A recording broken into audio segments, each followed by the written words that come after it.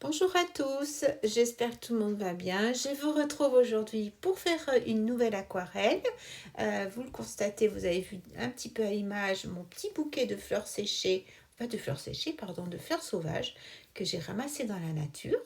Et je vais faire des petits bleuets et des petites fleurs jaunes sauvages. Voilà. Donc je suis avec mon papier en 100% coton. C'est un grand format, vous le voyez à l'image. Il fait 25,4 sur 35,6. Donc j'ai coupé d'abord la moitié et ensuite je me suis fait une petite bande, vous savez, pour les essais de couleurs. Et je suis donc en 100% coton et en 300 grammes, je crois que je vous l'ai déjà dit. Je vous montre quelques essais parce que bien entendu, comme je vous l'ai déjà dit, avant de me lancer sur des bouquets, je fais des petits essais, que ce soit, vous voyez là, c'est un petit carnet action, donc c'est pas du papier aquarelle du tout. Peu importe, on fait avec ce que l'on a sous la main. Tout est possible. Alors, je vais commencer donc à préparer, je dirais, mes couleurs. Là, je suis avec un outre-mer, un ultramarine. Je suis avec les aquarelles de chez Winsor & Newton. J'utilise un pinceau à la vie dans un premier temps. Là, j'ai pris le 0 de chez Raphaël, vous voyez, qui est un petit peu gros, qui va un peu plus rapide, je dirais, pour prendre dans mes godets. Alors ensuite, dans mon outre-mer, j'ai rajouté un petit peu de rouge de quinacridone. Alors bien sûr, au niveau des quantités, je dirais pour 2 doses d'ultramarine, d'outre-mer, j'ai mis une dose de rouge de quinacridone. N'hésitez pas à bien mélanger pour avoir un mélange bien homogène, bien crémeux et à faire des essais sur les petites bandes de papier pour trouver la teinte qui est idéale pour vous. Voilà. Donc ensuite, vous voyez à l'image, j'alterne avec plusieurs pinceaux. Là, j'effectue des petites tiges. Alors là, les tiges, je les fais avec le pinceau numéro 1 de chez Princeton Aquaelite. C'est un pinceau rond que j'apprécie beaucoup. Alors j'alterne. Parfois c'est le 1, parfois c'est le 2. Et ensuite, en ce qui concerne les tout petits traits, à ce moment-là, comme vous voyez à l'image, je prends le 12-0. C'est un Velvet Touch de chez Princeton, vous voyez, avec le manche rouge bordeaux. Et là, je fais les toutes petites, les toutes petites baies, les petits bourgeons. Voilà, parce qu'il est beaucoup plus fin. Donc, j'effectue mes petites tiges. Je rajoute ensuite mes petits bourgeons. Alors, j'ai fait un mélange de vert dans un premier temps. Et alors c'est un vieux mélange qui me restait, que j'ai réactivé. C'est un verre de vessie que j'ai mélangé avec un ocre jaune. Pareil, hein, vous faites le mélange, vous faites vos tests.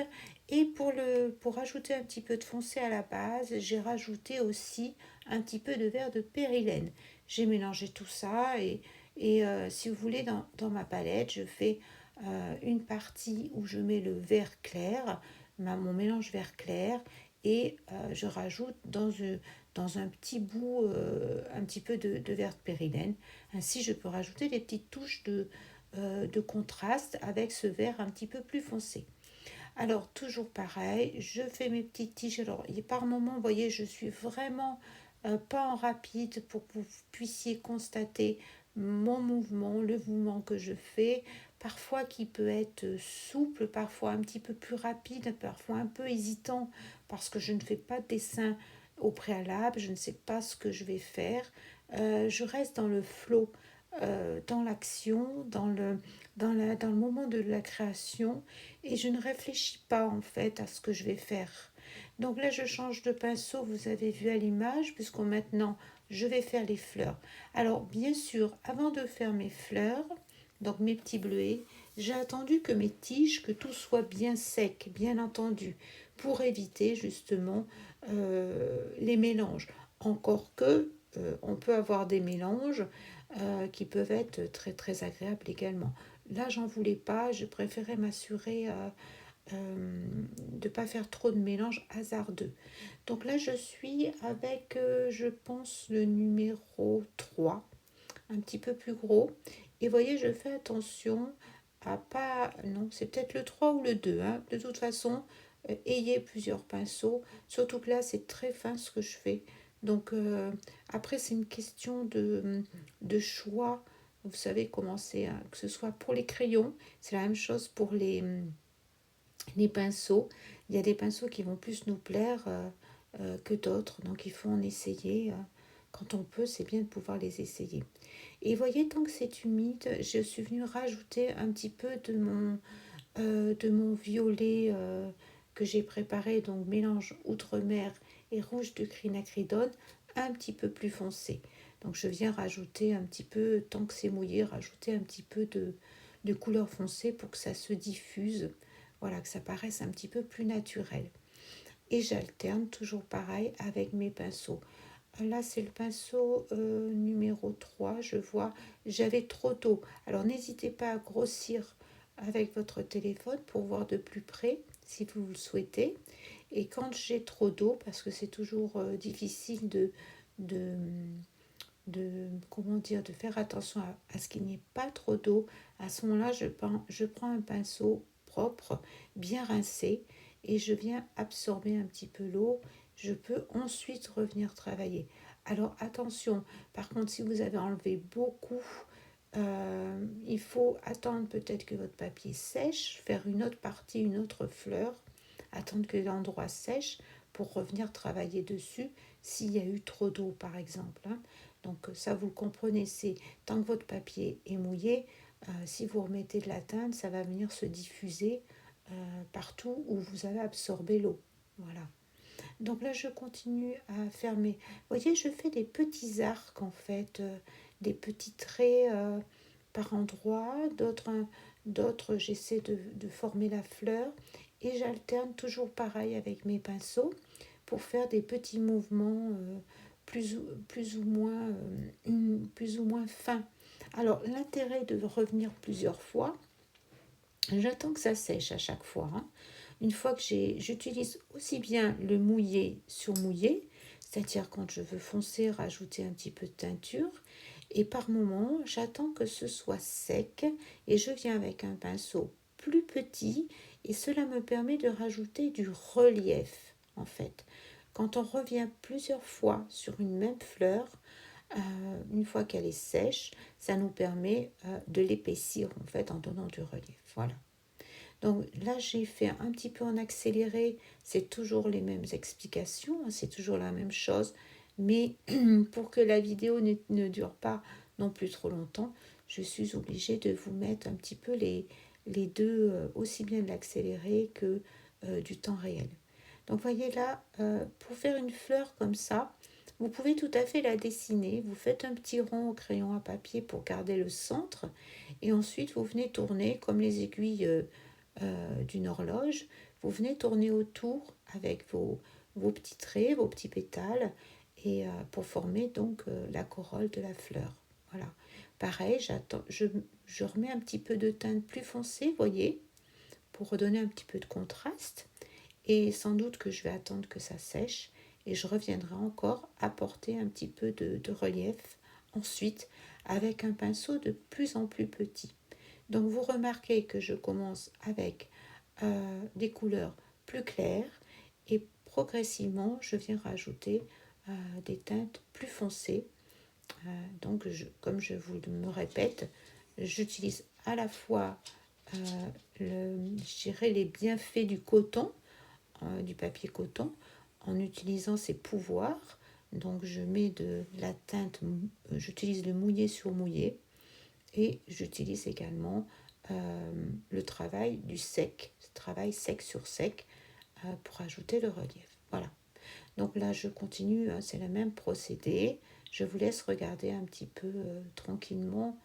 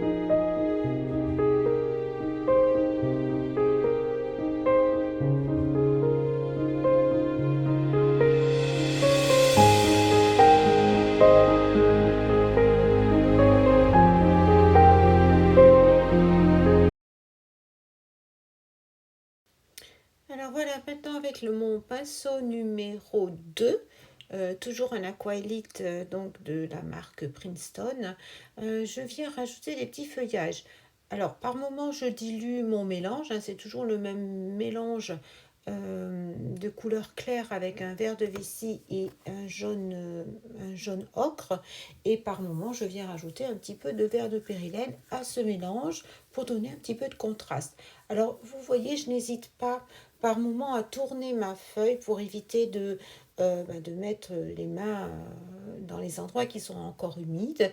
Et puis, ça me permet aussi, par moment, de donner une forme un petit peu incurvée, vous voyez, plus facilement à mon feuillage. Le fait de tourner ma feuille aide aussi, permet ça. Et là, j'ai repris mon,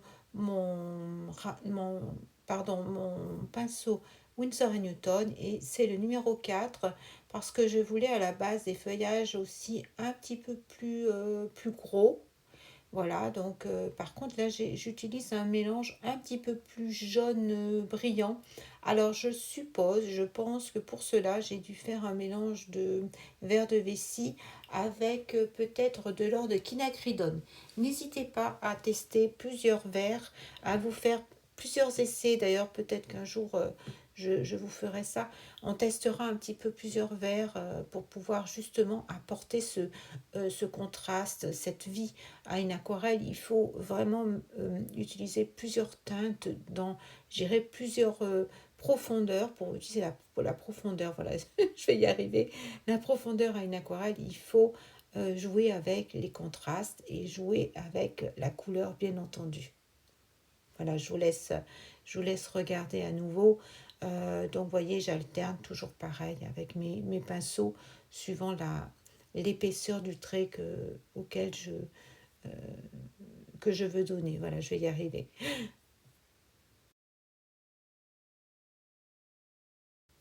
Voilà, donc j'en ai terminé avec les feuillages. J'attends également que ça sèche pour éviter justement de mettre les mains dans l'aquarelle. Je préfère attendre que tout soit bien sec. Une fois que tout est sec, là, vous voyez, je reviens à nouveau rapporter du relief. Et cette fois-ci, je viens avec mon tout petit pinceau, c'est le Velvet Touch, donc je vous en parle régulièrement. Pour moi, c'est le 12-0, 12/0. Cependant, bien sûr, du moment que vous avez un tout petit pinceau, peu importe la marque, peu importe le numéro, l'important c'est qu'il vous fasse des petits traits. Alors là, vous le voyez, non, vous ne le voyez pas à l'image, mais je viens picorer, on va dire, directement dans mon godet pour avoir vraiment la teinte la plus forte possible.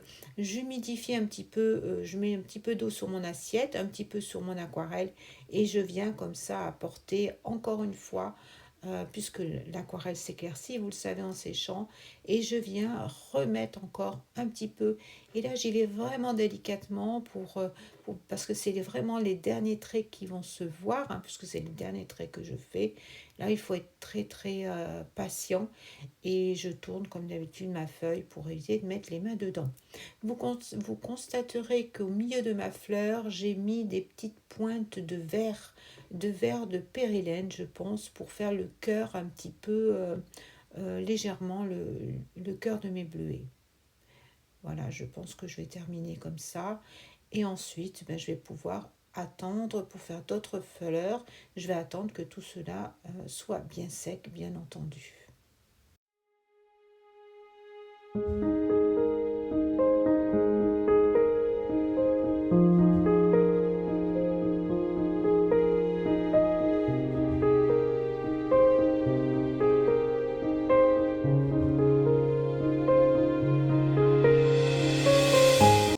Alors maintenant, je vais rajouter des petites fleurs jaunes. Alors je me décide toujours au dernier moment en fait. Je réfléchis, enfin au dernier moment. Comme je fais pas pour l'instant, je fais pas de travail de préparation. Je ne sais pas ce que je vais faire comme fleurs. Ça vient à l'instinct, au fur et à mesure. Donc pendant que ça sèche, si vous voulez, je m'octroie une petite pause et je réfléchis un petit peu. Ça peut durer un jour, ça peut durer quelques heures, peu importe. Et ça me permet comme ça d'étudier d'autres fleurs et de voir un petit peu ce que j'ai envie de faire suivant l'envie du moment. Donc là, je suis partie sur des petites fleurs sauvages. Ce ne sont pas des fleurs de coucou.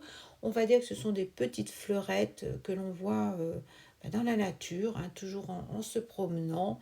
Donc là, j'ai fait un mélange très clair quand même, enfin très clair, le plus clair que j'ai pu, mais on peut faire bien sûr encore un peu plus clair. Alors dans mon assiette, j'ai dilué le jaune citron. Je vous rappelle que pour l'instant, dans cette aquarelle-ci, je suis toujours en Winstor et Newton, pardon.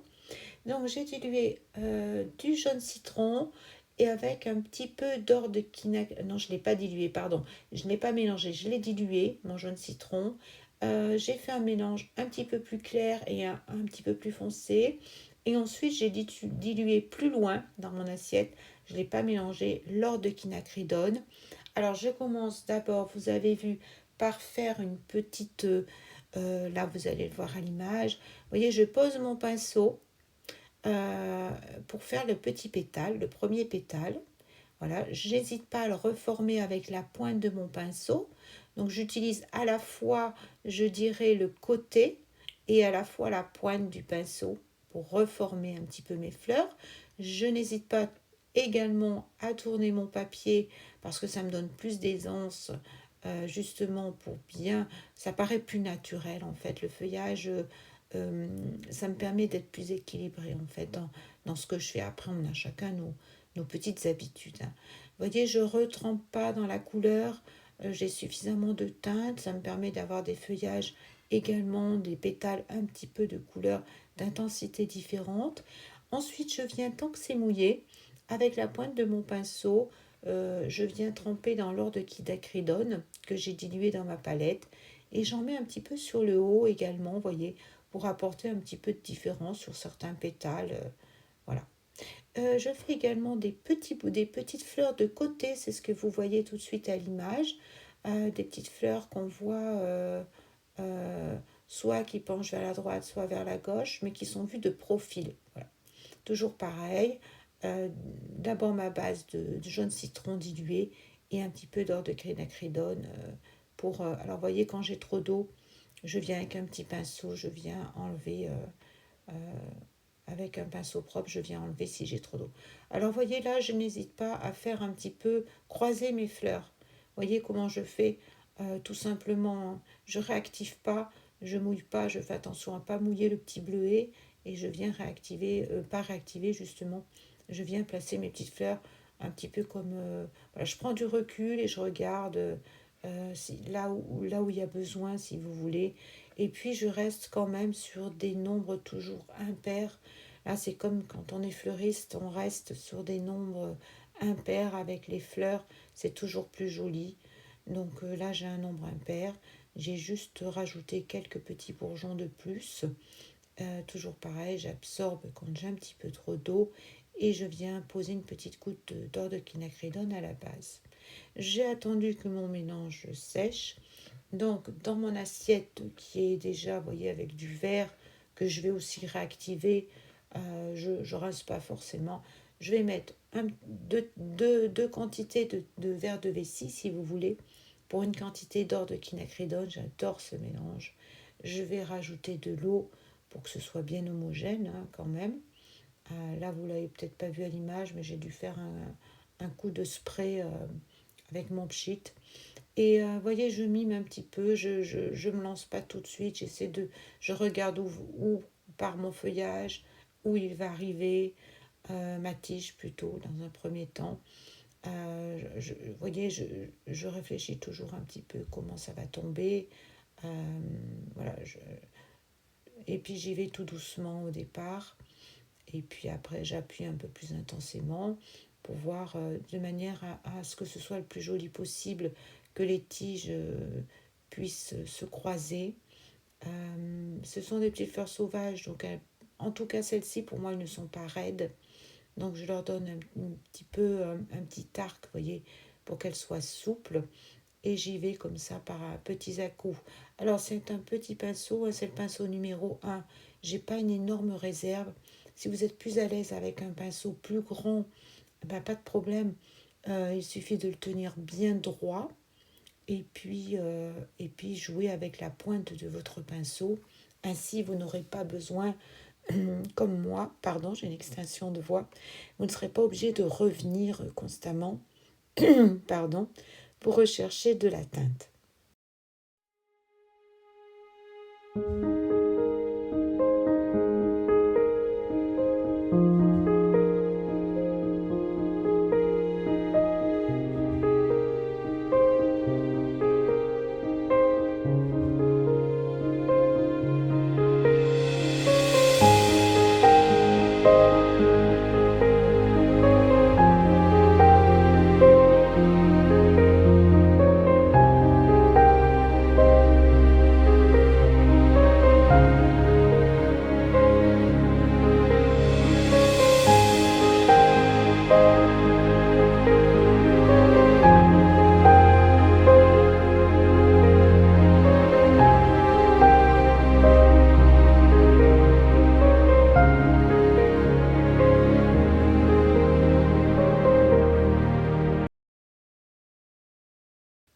Alors maintenant, je vais reprendre mon petit mélange là de verre que j'avais fait et j'hésite pas à rajouter un petit peu de verre de périlène pour avoir du contraste, hein, comme toujours.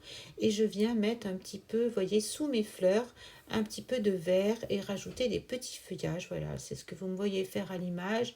Là, j'ai pris mon pinceau numéro 1. N'hésitez pas à grossir avec votre téléphone si vous voulez voir de plus près. Je rajoute des petits sépales dessous. Et là, je prends toujours le tout petit pinceau et je viens rapporter un petit peu de vert pour apporter un petit peu plus de réalisme dans mes fleurs, un petit peu de contraste, un petit peu de verdure. Et voilà, je joue avec les couleurs.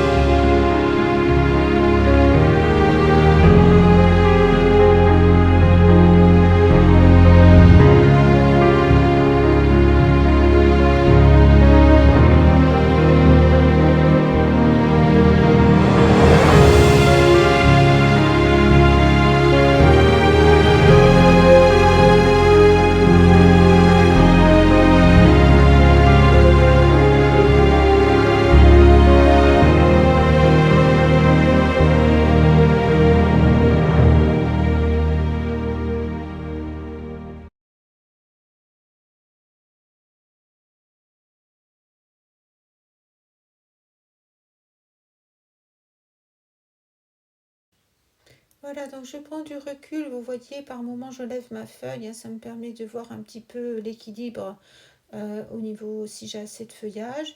Je joue toujours avec mes couleurs, donc en rajoutant un petit peu de contraste. Une fois que tout était bien sec, je reviens directement dans mon godet. Alors là, c'est mon godet que je vous dise pas de bêtises, que je reprenne. C'est le Gum Gut que j'ai pris. Et je suis allée directement dans le Gum Gut. Alors, j'ai mis un petit peu d'eau, bien entendu. Je viens mettre des petites pointes, vous voyez, toujours avec mon petit pinceau. Et toujours avec mon Gum Gut, je viens faire une petite corolle autour pour agrandir un petit peu, je dirais, le cœur de la fleur. Voilà. Et je vais continuer comme ceci jusqu'à ce que j'ai pas beaucoup de fleurs de face, j'en ai de profil.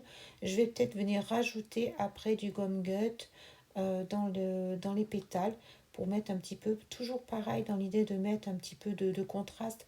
Mais je pense qu'il faut être très très léger par moment. Je pense qu'il faut vraiment pas en mettre beaucoup, même je trouve que j'en ai mis par moment un petit peu trop. N'hésitez pas à avoir la main très légère et pas en mettre sur toutes les fleurs, c'est pas nécessaire. Voilà, je viens mettre, voyez, un petit peu de dessin sur les pétales, surtout sur la vue par-dessous en fait. Voilà, donc je vais continuer comme ça. Là, je pense que j'ai terminé. Je vérifie si tout me va au niveau de l'équilibre de la forme. Voilà, donc je vous laisse avec les images. Donc il y a mon fameux joli bouquet. Enfin, j'ai adoré ramasser des fleurs sauvages, j'adore. Quand j'en trouve dans la nature, je fais attention à ne pas les arracher hein, pour les préserver. Donc là, je vous montre un petit peu une vue de l'aquarelle pardon, terminée. Je vous embrasse. J'espère que cette vidéo vous aura plu. Je vous remercie beaucoup pour vos petits commentaires. Ça me fait très plaisir à chaque fois d'échanger avec vous. N'hésitez pas à me faire des commentaires, à me parler. Ça me fait... je répondrai avec, comme je vous disais, grand plaisir. Je vous souhaite à tous un bel été. Je vous dis à très vite. Bisous.